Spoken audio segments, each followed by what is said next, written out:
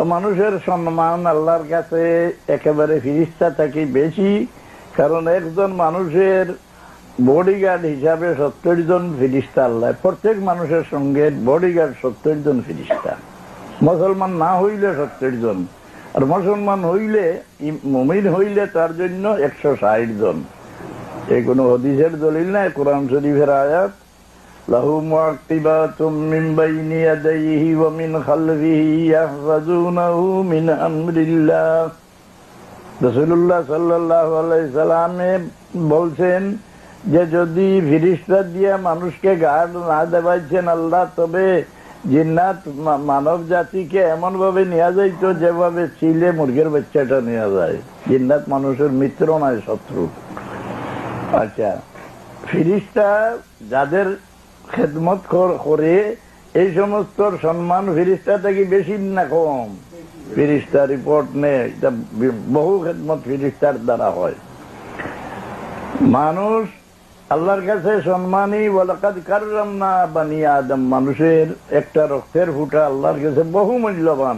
মানুষের সামান্য সম্মান এটা আল্লাহর কাছে বড় বহু মূল্যবান। কিন্তু সবের মাঝে সবচেয়ে সম্মানী কারা?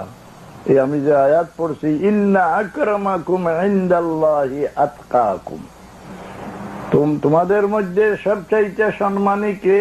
যে ব্যক্তি তোমাদের মধ্যে পরেজগার। আমি যে প্রথম বলছি না আপনাদের, আমি একটু পরেজগারি সম্পর্কে শিখাইবার চেষ্টা করি। আমি নিজে পরেজগার নাও হই, কিন্তু আপনারা পরেজগারি করলে তার দ্বারা আমি উপকৃত হব না। তো ইন্না আকরামাকুম ইনদাল্লাহি আতকাকুম, এর ভিতরে আছে যে মানব জাতির বংশ পরিচয় থাকা একান্ত দরকার। লিতাআরাফু, একে অন্যের বংশের পরিচয় রাখা একান্ত দরকার। কারণ কিয়ামতের দিন পরবর্তীকারে আলমে এই যে ওয়াহাবিকে মানুষে ঘৃণা করে, ওয়াহাবিরে মানে ঘৃণা করে কি কারণে আপনারা জানেন না। সেই ব্যক্তির কিতাবে লেখা যে কোন ব্যক্তি যদি রাসূলুল্লাহ সাল্লাল্লাহু আলাইহি সাল্লামের শাফাআতের আশা রাখে, সেই ব্যক্তি কাফির হয়ে যাব কি? নাউযুবিল্লাহ মিন যালিক। রাসূলুল্লাহর ওসিলা লয় সেই ব্যক্তি মুশরিক হয়ে যাব। তো শাফাআতের আশা আমাদের কোরআন শরীফের মধ্যে আছে না, এবং আমাদের একে অন্যের শাফাআত করব। হাদিস শরীফের মধ্যে আছে আমাদের যে ছোট ছোট বাচ্চারা, ছোট বাচ্চা যেগুলা, এগুলা নিজের মাথা মা বাপরে এমন ভাবে হাতে ধরিয়া টানিয়া ব্যস্ত লইয়া যাইব যে তারে মা বাপের সঙ্গে না দেওয়া পর্যন্ত সে ব্যস্ত যাইত না। ইমাম রাজি রহমতুল্লাহ আলাইহি তাফসীরে কবির লেখছেন যে মুমিন হলোর বাচ্চা যে ছোট ছোট মারা যায়, এদের ডাকিয়া আল্লাহ হুকুম দিবেন যে হে জুরারিল মুমিনিন, তোমাদের কোনো হিসাব নাই, তোমরা বেহিসাব ব্যস্ত দাখিল হয়ে যাও। এরা দৌড়াইয়া যাইব, সেখানে দরজার সামনে গিয়া দাঁড়াইয়া থাকবো, বললো আমরা ব্যস্ত ঢুকবো না, আমরা নিজেও ব্যস্ত ঢুকবো না, আপনার কোন ব্যক্তিকে ব্যস্তে ঢুকার রাস্তাও দিব না।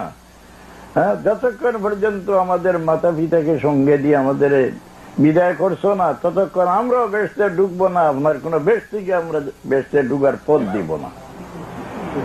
সেই সময় এই ইমাম রাজি রহমতুল্লাহ আলাইহি লেখছেন যে আল্লাহ ফিরিস্তাদের মা বাবার রূপ ধরাইয়া একবার পরীক্ষার জন্য তাদের কাছে দিয়া বলবেন, নাও তোমাদের মা বাপ। ওরা তো মা বাপ পরিচয় করার ক্ষমতা নাই, জন্মের ঘরেই মারা গেছে, তার মা বাপ পরিচয় করার কোন উপায় নাই। প্রত্যেকে শরীরে নাক লাগাইয়া শুঙ্গিয়া বুঝি নিতে পারবে যে এইগুলা আমাদের মা বাপ নাই।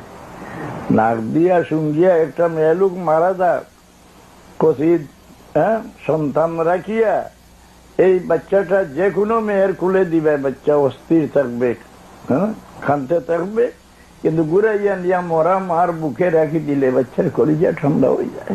যখন মার গন্ধ হয় বাচ্চার কলিজা ঠান্ডা হয়ে যায়।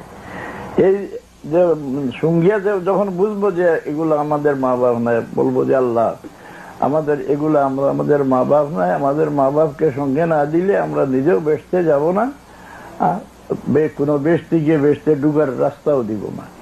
এরপরে মা বাপকে দিব হাতে ধরে টানিয়া নিয়ে বেশতে ডুববো।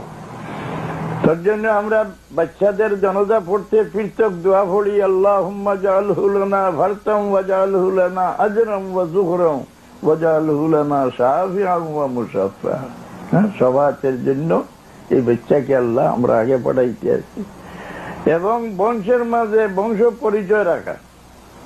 বংশ পরিচয় থাকার উপকার কি বলে এক হাদিস, মান কারা আল কুরআন ওয়াস্তাযহারাহু আহাল্লা হালালাহু ওয়া হাররামা হারামাহু আদখালাহুল্লাহুল জান্নাতা ওয়া শাফাআহু ফি আশরাতিন মিন আহলি বাইতিহি কুল্লুন কাদ ওয়াজাবাত লাহুন নার। কোন বংশের মাঝে একজন মানুষ কোরআন শরীফ হিফজ করছে, স্মরণ করছে, আর কোরআন শরীফের হারাম হালালকে মানিয়া চলছে।